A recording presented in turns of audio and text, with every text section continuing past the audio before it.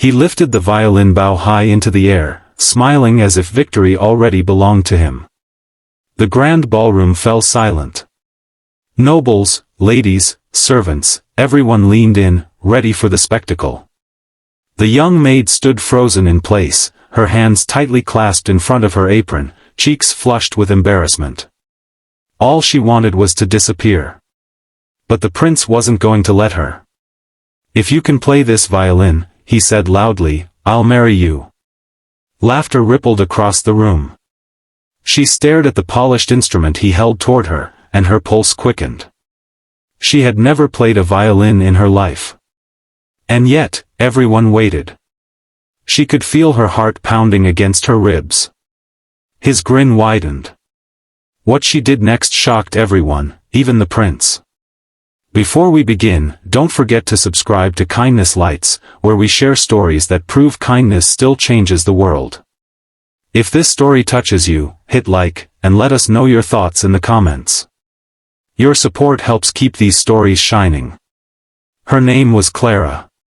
She was 17, quiet, and humble.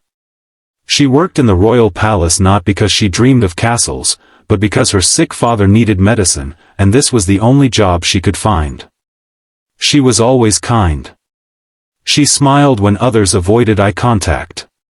She helped the older maids with their chores, even after long shifts. She gave away her bread when someone else was hungry. She never made a scene, never raised her voice. And the prince, Alexander, noticed her.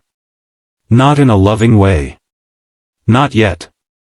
He noticed her because she spoke softly when everyone else tried to impress him. Because she bowed her head when others demanded attention. Because she helped him once when she had nothing to gain.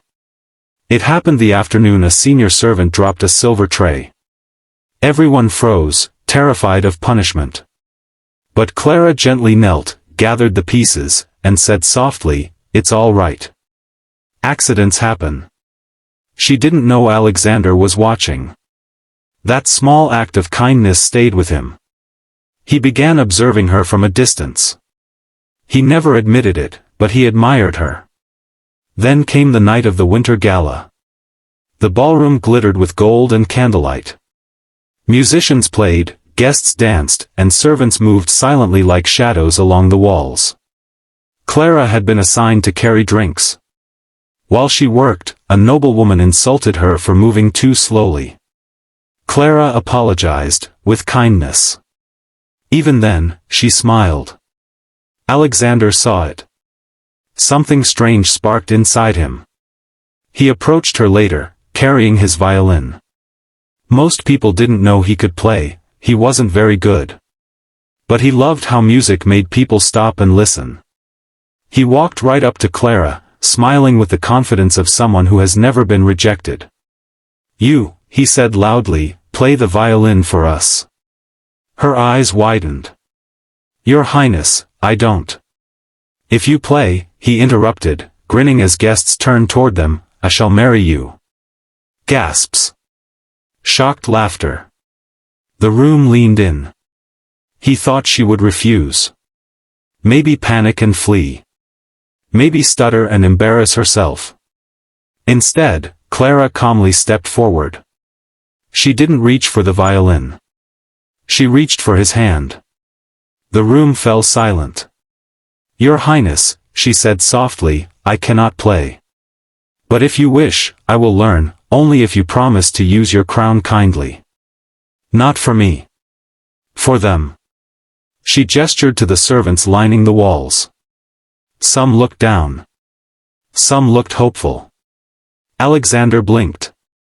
He had expected a flustered servant girl. Instead, he received a challenge wrapped in kindness. Something inside him cracked open. "You would learn an instrument," he said slowly, "just to make sure I treat others well?" Clara nodded. "Kindness is a choice. And I would make that choice, even if I never become your queen." The crowd waited, breathless. Alexander lowered the violin. He didn't laugh. Instead, he placed the violin gently into her hands, not as a test, but as a gift. "You remind me," he said quietly, that nobility has nothing to do with titles. Then, with everyone watching, he knelt. Not in proposal. In respect. The prince bowed before a maid. Servants gasped. Nobles whispered. Clara's face turned pale. I have been foolish, Alexander said, speaking to the room. I wanted to see her fail. Instead, she taught me what kindness looks like when it costs something. He stood again, offering her his hand, not demanding, simply inviting. Will you teach me to be like you? That night, no one danced. No one forgot. Clara didn't become queen overnight. She didn't move into a castle or wear diamonds. Instead, the prince made a new rule. Every servant was to be treated with dignity, and paid fairly. Clara helped rewrite the palace code of conduct. She started a small school where servants' children could learn music, reading, and writing. And Alexander? He practiced the violin every day. Sometimes badly. Sometimes beautifully. 2 years later, people began whispering again. This time, it wasn't about a maid embarrassing herself. It was about a prince who fell in love with kindness. He proposed quietly, with no crowd, no spotlight. Just a violin song he played himself. Clara said yes, not because he was a prince, but because he had changed. Because kindness had changed him. You never know whose life a gentle word can touch. You never know how powerful kindness